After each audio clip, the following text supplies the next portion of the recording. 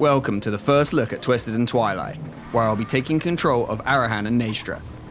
The Sisters of Twilight are the first legendary Lord slot to be represented by two characters, and this is reflected by the contrasting decisions you can make in terms of upgrades, opposition, and strategy. The Sisters of Twilight play as the tip of the Azrai spear, chopping away the corruption that has begun to rot the branches of the extensive deep roots that connect all the magical forests.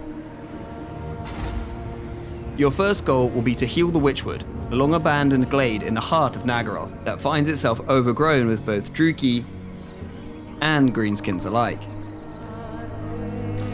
Serene Naestra, tempestuous Arahan. It may be wise to pick a side until you're able to cultivate deep roots in the Witchwood.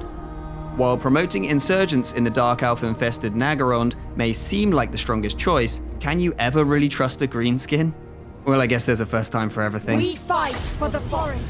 Thankfully, the Sisters start with a unit of Great Stag Knights, elite cavalry which excel at intercepting and puncturing robust formations of heavy infantry. Their high charge bonus makes them perfect for engineering gaps to expose weaker backline units. Whilst already well equipped to crack open armor in normal combat, their speed ensures the wisest generals will be able to apply their talents to the highest priority areas on the battlefield. I will not die today! The spell singer you start with is a beast too. The magical forests scattered around the 4 continents of the New World can be tackled in any order you please, but the Witchwood makes for an ideal start, thanks to the opportunity to heavily influence the progression of your Dark Elven brothers and sisters across the campaign map. Now the orcs are tearing around Naggaroth doing my work for me, and I have a firmer grip on the Witchwood glade. After an encounter that allowed me to bury fallen Azrai, I was able to cheaply muster a significant splinter force of dryads and send them on the hunt for a few old friends that you may already be acquainted with. And I've sent my Great Stag Knights along for the ride. Whilst Orion's camp will be familiar to Imric players, Prince Orion himself has vanished. His band have become drunk and feral in his absence. I had to subdue them for the greater good.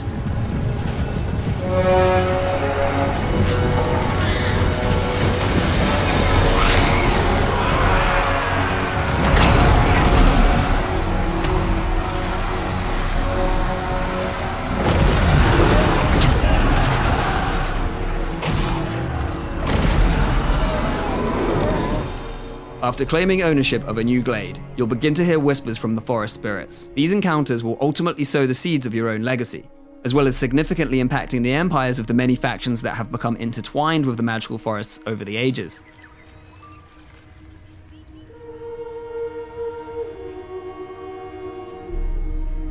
In this playthrough, I often found myself navigating the fierce differences that divide the elven races, and eventually I found my relationship with Imric, the High Elf Dragon Tamer, was deteriorating. I lacked the foresight to avoid stationing my very flammable Dryad legions next to the most powerful fire-breathing dragons in the New World. If you played Wood Elves in the first Total War Warhammer, you'll notice an extensive rework of the Azrai playstyle. For starters, Amber is no longer gained from controlling territory, and is instead awarded for healing forests. It can be spent on the 10 new technologies for the Wood Elves. I'll use the Amber gain from healing my next magical forest to learn the wisdom of the Cypress, which will add fire resistance to my tree spirit units, as well as further fortifying my melee infantry's vigor. As the handmaidens of Ariel, the sisters have a special relationship with Daith, the master smith of Vol's Anvil. This relationship will grant them access to unique items and powerful upgrades to your favorite equipment. Here, on turn 46, I'm able to double down on a pivotal piece of loot with stronger buffs available on a temporary basis. And the mighty Azrai don't often need to waste time trekking across seas and wastelands where their talents are wasted. From turn 10, the network of deep roots across the globe allows Wood Elf armies to teleport huge distances to protect and restore glades far and wide. Their regrown campaign playstyle, which carries over to their endeavors in the Old World's Mortal Empires campaign map, is a far cry from their more defensive beginnings in Warhammer 1, allowing lightning strikes and awkward introductions on glades worldwide. I sent the sisters themselves to make contact with the Azur Zalariel, who makes for perhaps your most compatible ally within the higher echelons of the Azur. Their demands may not be so compatible. In truth, I've been speccing up for this for a while, dishing out powerful equipment from the Forge to Ariel and my Spellsinger. Without spoiling any more of the campaign ahead, you will need as many options in your arsenal and as many allies as you can muster, with a despicable new force stalking you in the new world. After hunting it down, the sisters can access an ultra-aggressive forest dragon mount, making them a fearsome opponent in most situations. Not only can the sisters rain death from this beast with their divinely wrought bows, this mount makes them fearsome in close combat. With their conjoined destiny, should either sister come close to death, the spirit of one flows into the other. In game, this acts as a safety net, giving you the confidence to take higher risk, higher reward engagements. The versatility doesn't stop there, with the sisters able to switch between the Talon of Dawn and Talon of Dusk. That's armor-sundering single projectiles or debilitating poison projectiles as the situation dictates.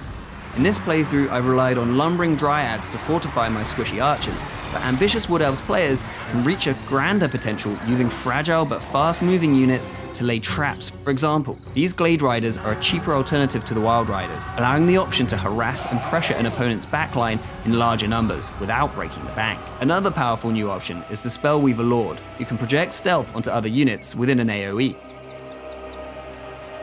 Last but not least, we're bringing Zotes, an anti-large and armor-piercing monstrous infantry unit capable of not only disruption, but also fortification via the law of life. As your powers are peaking, you will encounter increased resistance from the more twisted spirits of the forest.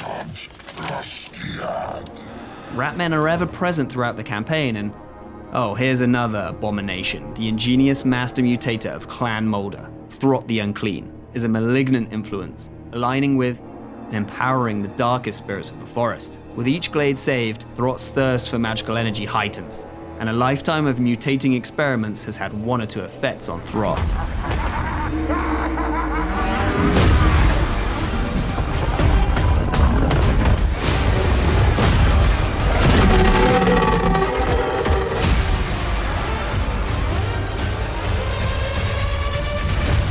What are you most excited to see next? Let us know in the comments.